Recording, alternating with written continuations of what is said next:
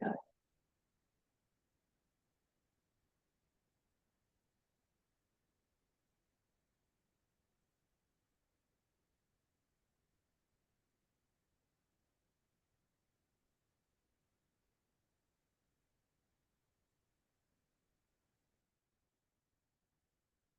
Hello, everyone, and happy International Women's Day. Welcome to the Participating Democracy, Voter Education, and Engagement Workshop Series. My name is Ellen Knutson. I'm the Program Manager for Practicing Democracy, and I'm really thrilled to have you all here today. As we're getting started, if you could introduce yourself in chat, just write who you are, where you're coming from.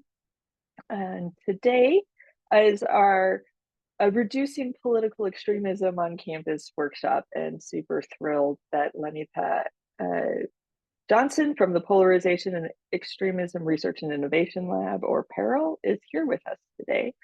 But before I turn things over to her, I just want to say a few words about this series. Over the next 2 months, so continuing on this month and into April, we'll be showcasing more speakers and projects that we hope are stimulating conversation and demonstrating best practices, to provide the critical resources to our campuses so that we can develop that capacity to build a campus commitment to a healthy democracy. This month, our workshops are really discussing how we address political polarization, how we're understanding voting as a social determinant of health, amongst other themes.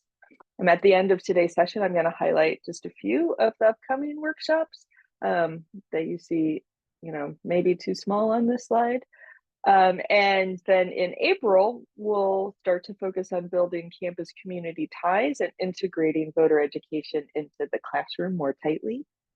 And if you've missed any of our February workshops, they are all, the recordings are all up on our website, so you can check them out. I'm going to put into chat where you can register for these workshops. And then also want to let you know that in June, during the Civic Learning and Democratic Engagement meeting in Detroit, we're going to have a voter engagement and education summit. So hope that you can join us in Detroit. And here's the link to the CLDE meeting. And now I'm very excited to introduce you to today's speaker. Lenita Johnson is a multilingual international education and training design expert. She is the consulting director of training and partnership and development at PERIL, where she leads their pioneering Summer Institute Fellowship and responsible for training, development, and delivery across the United States and virtually. And that is what she's doing with us here today. Lenita, I'll let you add to your bio if you like, but I will turn the floor over to you because no one wants to hear me. No, thank you so much, Ellen. Good afternoon, good morning, depending on where you are. I think I saw in the chat that there's some folks on the West Coast, so happy early morning. Like Ellen said, my name is Lenita Johnson. I'm the Director of Training and Partnership Development at PERIL. And I come to the organization in kind of an interesting fashion. So PERIL is an applied research lab in which there are research practitioners attempting to kind of share the resources about confronting hate and polarization. And what they quickly realized is that so many folks are hungry for this knowledge that a training division needed to be set up. And so I was working for USAID as a foreign service officer, and our founding director, Cynthia Miller-Idris, remembered our time together from when I was in grad school as her graduate assistant working for her, because I'm actually a survivor of an international terrorist incident. And it was that incident that sparked my fascination and deep-seated desire to want to stop hate and polarization in its tracks, particularly for youth. And so I'm very grateful to have the opportunity now to be doing that in a training capacity. And I say all of this to say is that our work at PERIL really comes from a desire to have a public health approach lead academics, researchers, practitioners, folks from all walks of life in a way to combat or confront these sort of mainstream challenges that we're facing today that used to be on the fringes. And so I'm going to share my screen. We're small enough today where we don't need to break out into breakout rooms for some of the activities we have planned. But I want to just kick us off by sharing a little bit more about our lab, jumping into some, I'm a trainer by trade, so some Zoom norms and rules that we like to abide by to keep the workshop fascinating and engaging. And then talk about you guys' challenges, right? You all showed up here today because the theme was of interest to you, whether you've had experience with this at your respective campuses, whether you're seeing it in the media and how it's affecting other institutions, or whether you just want to be prepared for the upcoming election cycle that we have ahead and some really difficult conversations you might have to be having personally and professionally. We're going to talk about a tool that the PERIL Lab has that hopefully can help you broach some of those topics. Ellen mentioned earlier the CLDE conference. We had the honor of presenting last year the BRIC Toolkit, and we'll be doing the same this year. So if any of this information piques your interest, we'll talk a little bit more about the BRIC Toolkit at length at that conference, and I'll also share a little bit later on some of the tools we're working on that help with minority serving institutions. So I'm a huge fan of folks coming off camera if you have the capacity, but I want to pitch it back to you. You can use the raise hand function. You can come off mute. Like I said, we're a small group, so no need to be shy. But who in this room has heard of PERIL before seeing these lovely words on the screen today? Had anyone heard of PERIL? I see some head shaking no. Any thumbs up of people? If not, that's okay. That means our work is new, and that's okay. So like I mentioned earlier, we are an applied research lab out of American University, and our goal is to prevent radicalization to violent extremism by strengthening community resilience. And I think that these last three words are so pivotal because we're not focused on a carceral, securitized approach, which you might see coming out of anti-terrorism programs and things like that. We're focused on public health. So would someone mind coming off mute and tell me what they think focusing on public health and how that has to do with preventing radicalization? Any ideas? Public health might sound a little weird for this. I'll Janet? go ahead and say that I think a healthy community, regardless of how you wish to define that community, is going to be one that is more apt to be working in confluence with each other, as opposed to being aggressive with or against each other. I love that. Janet, it sounds like you work for the lab already. One of our one of our tenets is whole of community, right?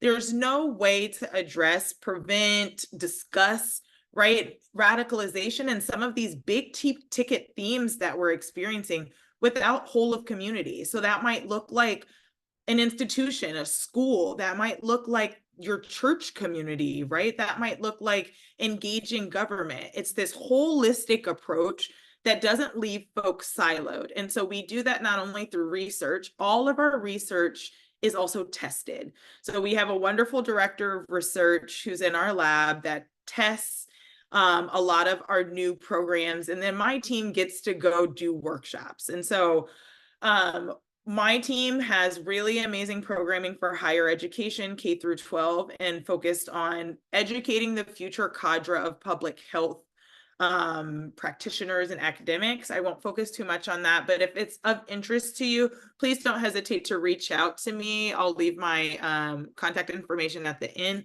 But this was just to give you an introduction to PERIL. There's so many free resources on our website. Our website is perilresearch.com. So I strongly encourage you guys to take a look. I'll be going over one of those free resources today. But if you're interested in other areas of preventing radicalization from the aspect of a caretaker or a parent, we have a guide for that. We have a really amazing new toolkit called the Peacemakers Toolkit, which talks about the community approach in the evangelical community to creating peace, but really, really great resources I think y'all will find. So on to the next. Again, trainer by trade. So we all in our rooms, if we're faculty and just in meetings, love to establish some shared norms to get us talking and get us through this workshop. I know a lot of you all have your names there. If you want to put your institution in pronouns, that will be helpful to me if I call on folks. If you can stay muted so we don't have a ton of background noise, but we're not that plenty today, which is great because I love intimate conversations. If you can and have the capacity, we've always found that your video on creates a really engaging discussion where people feel comfortable sharing and being vulnerable, right? We don't all have it right here. And so a lot of these meetings are in the attempts to coalesce with one another and understand what we're going through and how we can help one another. And so that also leads to let's try and be engaged.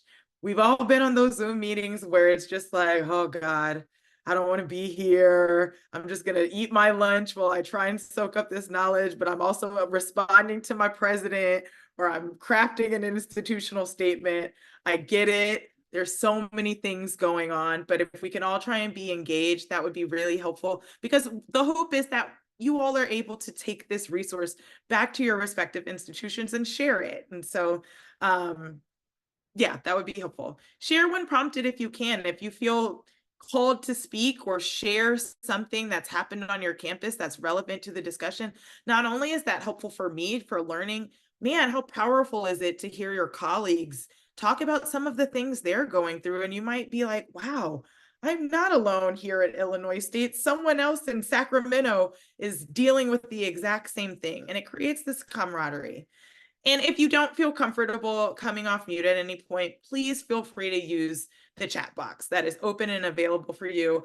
I am an extrovert, but I also recognize that sometimes extroverts overpower the conversation, and that's why Zoom has the chat function. So we're going to jump into it. I think, Ellen, can you tell me how many folks are here? I think I see 9.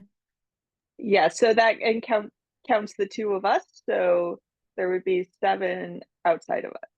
Okay, if we can split folks into 4 and 3 breakout rooms, what I'd love for you all to do is take probably 7 minutes to introduce yourselves to one another. And one of the things we're going to be talking about, since we're talking about the reduction of polarization on campuses, is to really name those challenges. And we're going to do that in a Jamboard exercise. After you all have the opportunity to chat, we're going to come back and talk about those. And then we're going to share about how this tool can be helpful. So in the groups, if you can talk about your name, your role in the institution, what brought you here today. And then Ellen will also share the Jamboard. After you all introduce yourselves to one another, I'd love for you all to discuss the following things. And there's going to be a Jamboard for you guys to collectively write down the answers to these questions. I'd love to hear what are the challenges you guys are undergoing with related. Hold on one second. I speak Spanish, and so it is like mixing. So bear with me with my English today. What challenges are you all undergoing with regards to polarization? What is the impact it's having, right? That impact, I might imagine, has brought you here, or has got you thinking in some way. What are the gap in resources for those issues that you're navigating, those challenges, and what would you like to see help cover that gap? And then the last piece, we're a solutions-oriented bunch at the lab because we're focused on public health and you all are part of that whole of community. So what are some solutions that you see? So as I'm saying this out loud in true trainer fashion, I'm now seeing this is probably a 10-minute conversation. Ellen and I will both pop into those rooms and be with you guys there, but we will have you guys break out, remember name, role, institution, and what brought you here, and then the Jamboard will prompt you to write down some of these challenges. Any questions? All righty. Okay, let me just say that we've lost a few people. Let me pause. So now we're to 5. Oh, well then let's do it together as a group. Participants. So let's do it as a group then. So can you share the Jamboard in the chat for me? Yeah, the Jamboard is shared in the chat. Okay, I'm gonna just pop that link in. What I'm going to do is share my screen to the Jamboard so that we can all see together. But let's go around the room, talk, introduce yourselves again out loud to everyone, what institution you come from and your role, and then we'll jump into the challenges. So let's start with John, if you don't mind. Great. Lenita, thank you for joining us today. The timing is perfect. John Suarez at SUNY Cortland. I'm the director of our Institute for Civic Engagement. What brought me here today is, as I mentioned, this is perfect timing. We are going through, I'll just focus on one event, is that as of yesterday, I am the advisor for Turning Point USA at Cortland. It's a long story, but let me say that my working relationship with some colleagues is on the rocks. My relationship with some students is on the rocks. And part of the work that we've done is to become also a chapter of Heterodox Academy. And I'll pause there. Thank you. Thanks, John. Let's go to Blaine. I hope I pronounced that right. You did, yeah. Hi, everyone. My name is Blaine McDonald. I'm the Assistant Director for Service Learning and Civic Engagement at Agnes Scott College. And what brought me here today? Mostly, I am trying just to prepare for the fall. And so, really just gathering all the resources possible to do that. Right now, I'm trying to put a staff and faculty committee together to help me in the fall. And so, I'm also going to put a student committee together. So really this is just kind of a gathering time for me to gather resources, gather knowledge, to prepare for the fall. And yeah. Thanks, Blaine. I'm partial to what you're saying because I'm from Georgia, so I know Agnes Scott very well. So good luck in your efforts. Let's head to Janet. Hi, everyone. My name is Janet Tully. I am from Illinois State University. I use she, her pronouns, and I am Assistant Dean for Academic and Student Services in the Wonsu Kim College of Fine Arts. What brought me here today is a lot like what Blaine described in preparation for the fall. In recent presidential elections, there was a lot of divisiveness on our campus, and particularly between and amongst colleges, and in fine arts. That certainly didn't escape us. And so I'm just trying to garner as many tools in my toolbox as possible to be prepared for what may lie ahead. And full disclosure, Blaine, when you said you were from Agnes Scott, I had to quickly Google that to see where in the world it was. I had no idea. So now I'm informed, Decatur, Georgia. So thanks, Lenita and Blaine. No worries. Angela. Hi, I'm Angela McGowan Kirsch. I am at SUNY Fredonia. I chair our campus. I'm our campus ADP coordinator.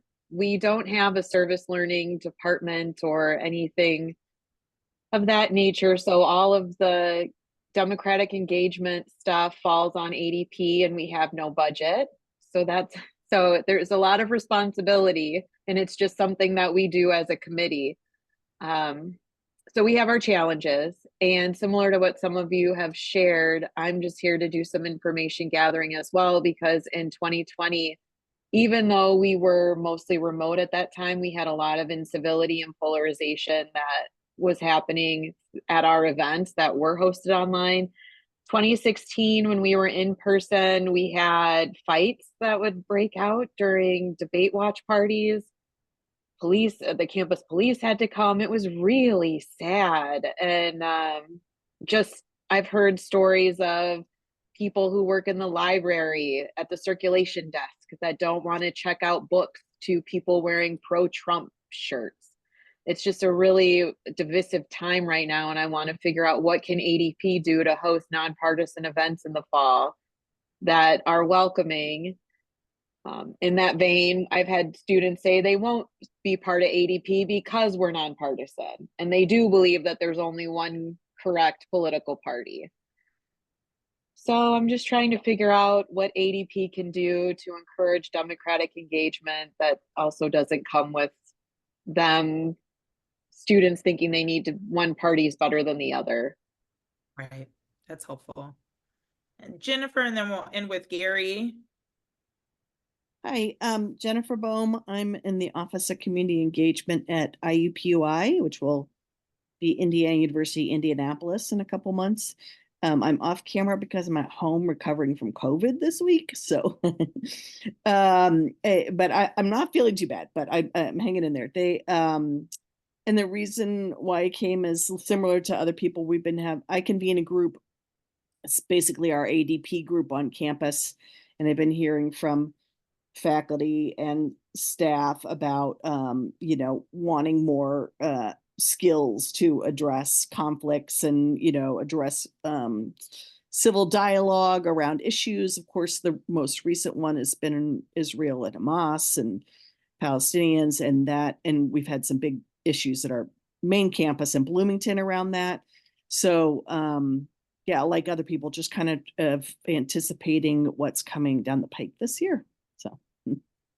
Great.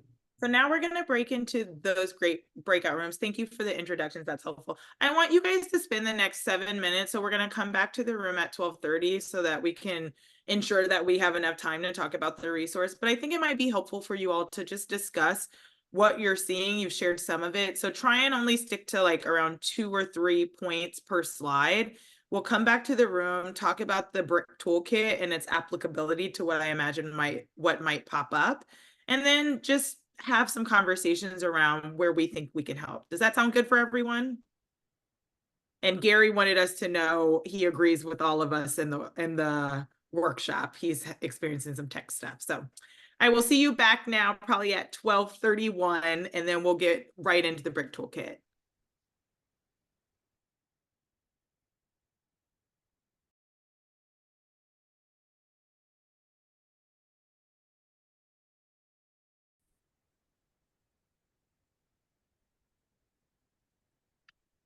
All righty, welcome back, everyone. So to no surprise, it is okay that we didn't get very much into the last 2 slides, because often the challenges and the impacts of what you all are dealing with are so grandiose. It's so tough to get to the gaps and then the solutions. And so part of this exercise is purposeful in that we recognize the challenges, right? We can come up with challenges all day long, and we can come up with its impact, right?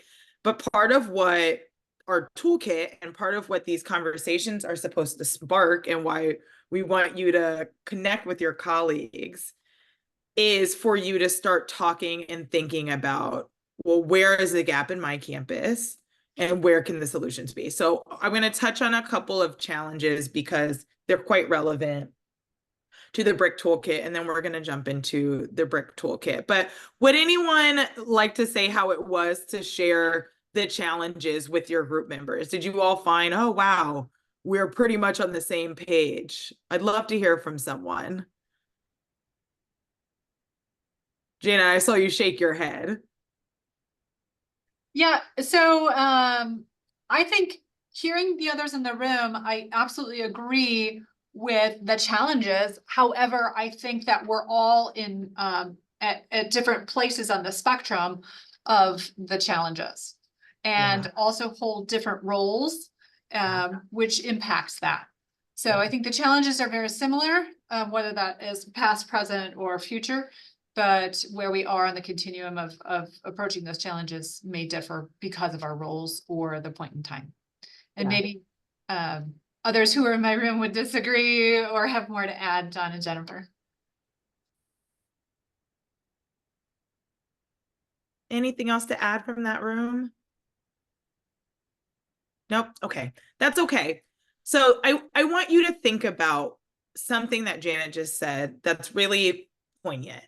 We all hold different spaces in these challenges. So I won't go over all of them, but I encourage you, this Jamboard will be open after, to take a look and see what other folks are saying. But the challenges range from students get information on social media. What do I do? Where do I sit in that challenge, right?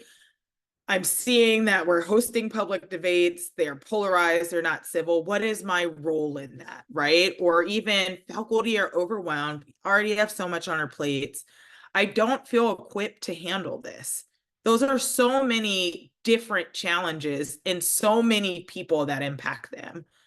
Same thing for the impact, right? It's impacting our DEI work. It's impacting the ability to even host events. And what is higher education if not the space for people to learn? So I want to jump into our BRIC toolkit and share the resource that I think would be helpful for you guys in navigating some of these challenges. Can you all still see my screen? Does it say BRIC toolkit? Okay, awesome. So this is a resource that is one of my favorite, and I don't just say that because I'm the project manager and product manager of it. It's really useful for all folks in higher education institutions that have these different rungs. So what is it? It's a tool created to equip higher education leaders like yourselves with literally tools in those toolbox to address supremacist ideologies, misogyny, propaganda, disinformation, misinformation, polarization, and conspiracy theories. Pretty much all of the things that are going on campus that you all are having a hard time with. It was born out of listening sessions. Lumina supports our work in this endeavor where we interviewed folks for the 4 different key rungs in higher education universities, administrators, faculty, staff, and students, and asked them what they were dealing with and how they needed help in that change. And so from the PDF version that you'll find on our website, it became this lovely interactive portal. And that's what we're going to go through today to talk about it. So it's a live interactive platform that has all of these resources where you can just dig in. And my favorite part of this work is that we're also expanding. So we're currently wrapping up the addendum. It's going to be an HSI addendum that talks about polarization from the lens of how do you handle it on an HSI. And we're hoping to expand into HBCUs. But enough about it. Let's jump in. So you'll see that this is the homepage. The site is PERIL.research. I'm going to put it in the chat for you guys. So you guys, if you're interested in navigating alongside me, let me find Zoom really quickly. One second. There we go. Zoom. I've lost you on one of my mini screens. Lenita, I can stick it into chat. Would you mind? Thank you. Because I'm like, where is this right? Okay, perfect. Thank you so much. Okay, so on the homepage, you will see some introductory, just sheer definitions. So in the challenges I saw, we don't have the capacity to discuss this. We know these are heavy, they're hard themes, and you need the comfortability to feel backed in discussing this. So here you can just get some introductory talking points, definitions for what is extremism? How does it differ? What is polarization? What are some of the things that we've seen since COVID, right? And you'll scroll down to this and you'll be able to just understand how this was born, what our goal is. And for those of you all who might find this tool useful in Spanish, it has the Spanish PDF. And then it goes into these 4 rungs, right? So if you're an administrator, you would click to learn more. If you're faculty, if you're staff or students, these are all of the rungs that you can choose. So let's go through administrators. I'd like to say that also all of these have this same premise of each section will have an overview. So what is it for? What does it do? Community resilience tips. That's the public health approach that we get at. How do you build community resilience in light of polarization and hate? And for where you sit in that debate, that's where that is. So where do you sit as an administrator in community of setting up community resilience, as a faculty member, as a staff member, as a student? So you'll see that in all 4 of them. Conversation protocol tips. What we often heard in the listening sessions is, I don't know what to say. What words should come out of my mouth when there's an incident of polarization, a hate incident? We always like to say that the BRIC toolkit is not a step-by-step guide, but it is a framework, right? And so this conversation protocol gives you a framework. And then the response is, what do you say, right? How do you step in?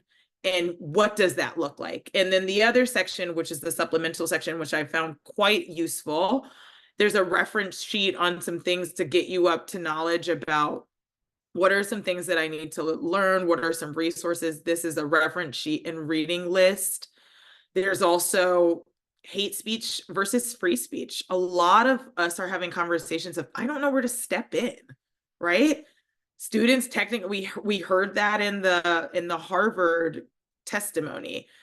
Is this legal, right? And it's very difficult, right? So it's leaning on your university's values by saying, well, yes, it might technically be legal for students to spew hate. Where does that sit in our values? And what does that look like for our policies, right? And so you can dive into understanding a little bit more how to prevent it. What are online and offline words? How do you condemn it? And you get to start thinking about yourself. Where am I in the rung of condemning hate speech? And so that's a very helpful supplement. Campus-wide communications guidelines is very useful if you have to write institutional statements in the midst of these things. So some schools have different rules and regulations around departmental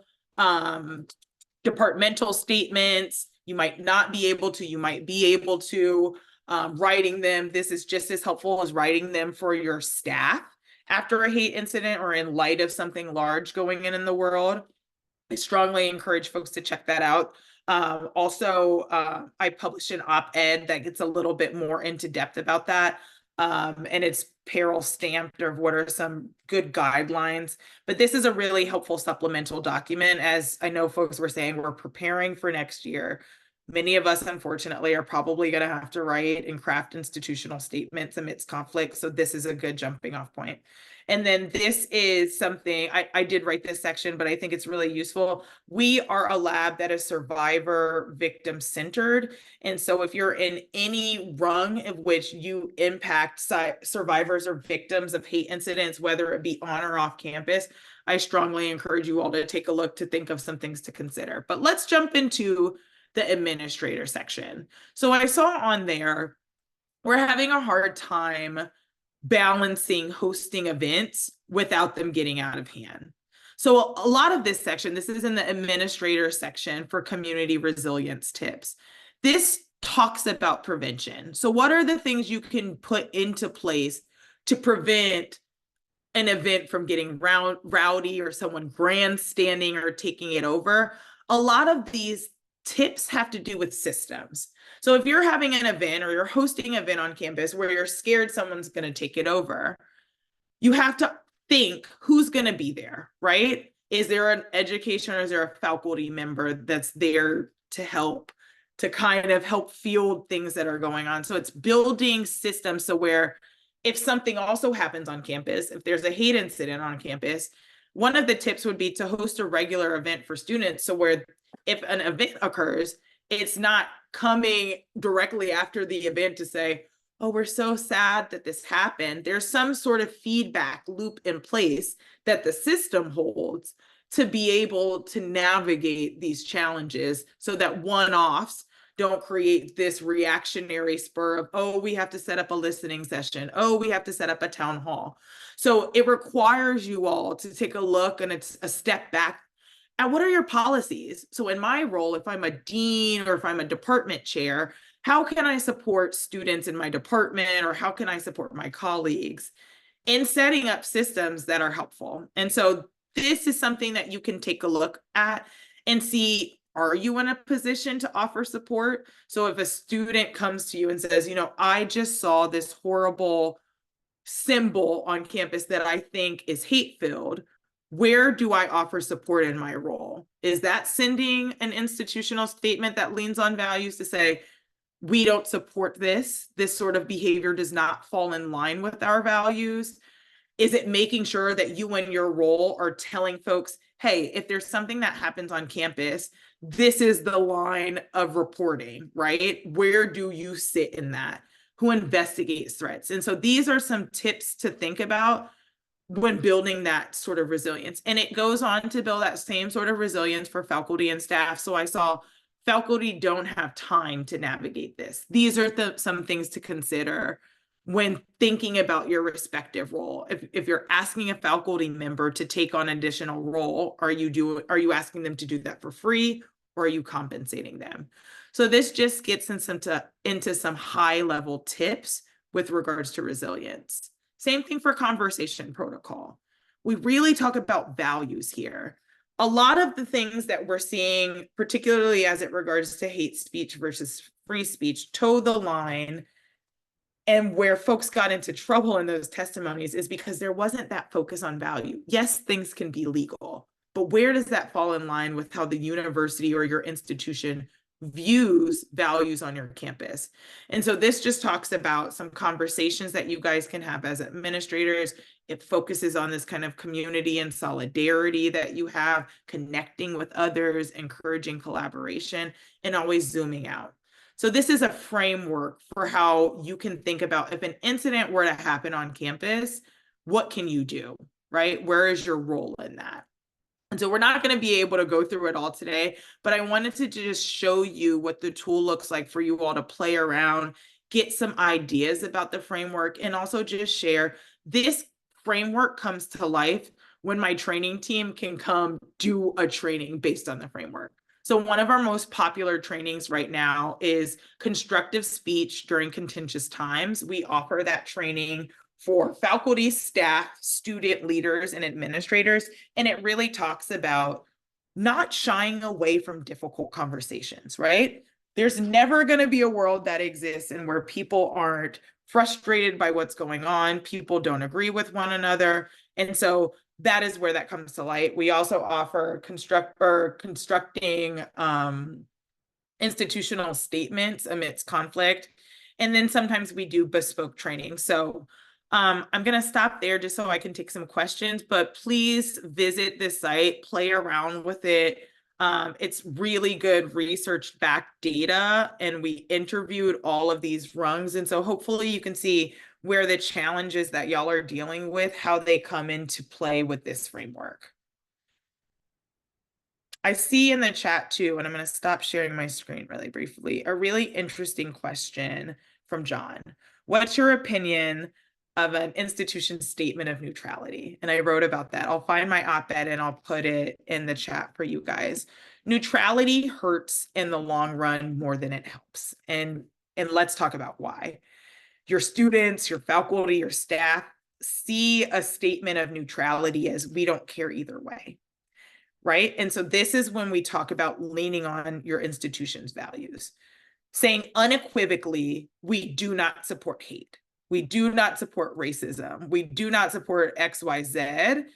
These are our values. And this is why we're going to continue to promote resilience on our campus that is in line with those values and that combats or confronts that hate by saying this is not what we as a campus stand for. So it's not about picking a side. And we saw that a lot, particularly after October 7th, this desire for universities to say, we stand with this side, we stand with this side. And what we were wanting, what students were often wanting, what faculty was wanting was to say, the events that occurred were deplorable.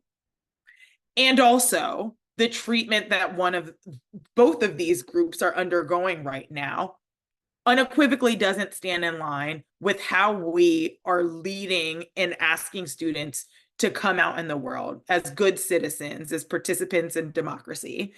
And so, in line with our institutional values, this is how we're moving forward. These are the forums we're setting up. These are the education opportunities we're giving to our students. These are the conversations that we're asking them to have. And that's a very different conversation than a university saying, we oppose Hamas or we oppose Israel. Does that make sense, John? Just unmuting. Thank you. I appreciate your explanation, and I believe that the link that was just posted, Ellen, is for Nita, is for your editorial. Yes. We're all walking this fine line, and I'm drawing on the idea that to use the comparison, that each of our institutions is, so to speak, a petri dish that has values, but at the same time takes this, for lack of a better word, neutral stance.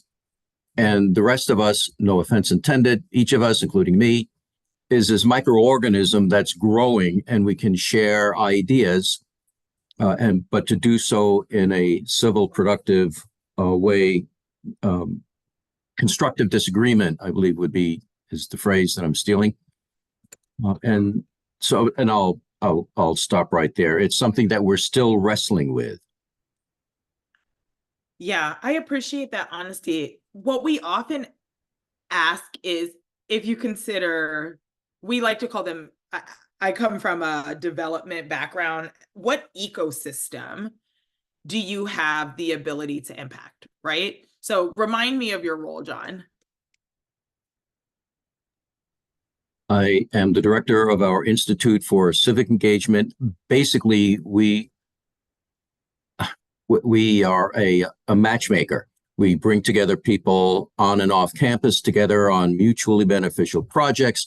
And those projects are essentially service learning projects, applied learning, that we're focusing. I say this is a one-person shop, so I'm using the royal we, that we focus increasingly on active listening skills, as much for faculty and staff as for students, so that during these projects, we're all learning. Mm-hmm. And so anyway, so essentially that's where we are. So I have professional development for faculty and staff, and I work with students, and there's more, but that's it in a nutshell as far as we're concerned right here. Right. That's really helpful. In the sense of the ecosystem that you sit in, one of the things we advocate for is, if you're already doing professional development with your staff or with the areas in which you have control, think about the ways in which your center or your division's values come into play and how that can cascade with your immediate folks that you're coming into contact with. Because if your institution is taking a neutral standpoint, you are still able to lean on institutional values within your own ecosystem, right? So that may be, if someone is talking about an event that's mutually beneficial or something of that nature, seeing how it falls in line with those values, so that the neutrality spans to, well, the value is education, or the value is media literacy and learning. And that's how it comes to play in this event. I think. Yep. I don't want to mention anything else. I don't want to monopolize. Thank you. Does anyone have any other questions about the tool, or just in general to some of what PERIL is talking about with regards to polarization on campus right now?